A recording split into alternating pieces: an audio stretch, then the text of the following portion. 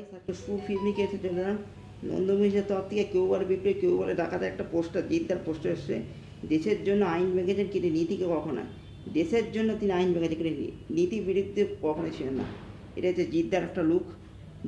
জেলবন্দি থাকা অবস্থাতে জিদ্দার একটা লুক, জেলবন্দি থাকা অবস্থায় শিকাল পরিয়ে জিদ্দাকে রেখেছে জেলের পোশাক, দেখেই বোঝা যাচ্ছে জেলের পোশাকে, অর্থাৎ জেলের পোশাক। আর বোর্ডও বোর্ড হয়েছে, একটু বয়সকালের ছাপ লক্ষ্য করা যাচ্ছে। সেই বয়সকালের ছাপ লক্ষ্য করা যাচ্ছে জিদ্দাকে, মানে জেলবন্দি থাকা অবস্থায় শিকাল পরিয়ে জেলের পোশাকে।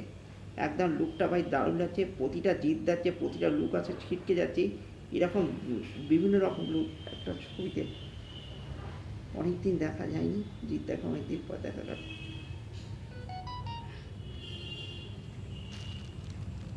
বিভিন্ন রকম লুকে, অনেক দিন পর জিদ্দাকে দেখা যাচ্ছে একটা ছবিতে বিভিন্ন, মানে জিদ্দার কেরিয়ারে একটা ছবিতে এত রকম লুক কখনো দেখা যায়নি।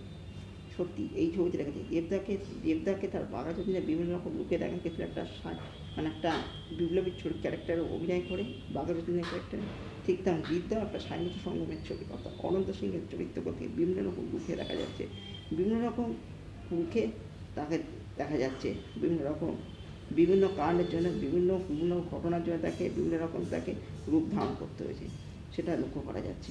আর এই রূপটাও জিদ্দার জাস্ট ফাটাফাটি করে দারুণ, মানে কিছু না কিছু এসে জিদ্দার এরকম পৌঁছান এর আগে কখনো সচরাচর কোনো ছবিতে দেখা যায়নি। সত্যি জাস্ট ফাটাফাটি, আর লুকটাও জাস্ট ফাটাফাটি, দুর্দান্ত। মানে জিদ্দার আগের লুকগুলোর মতো এই লুকটাও দুর্দান্ত হয়েছে, দারুণ আছে। হ্যাঁ, জেলের ভেতরে ঠিকঠাক লাগছে।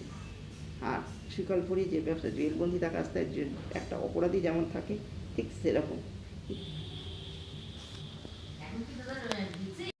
আর লুকটাও জাস্ট এক কথা অসাধারণ, ছিটকে গেছে। এই ছিল কেউ বলে পিঁপড়ে, কেউ বলে ডাকাতে জিদ্দার এই লুকটা নিয়ে মূল কথা আর মূল বক্তব্য।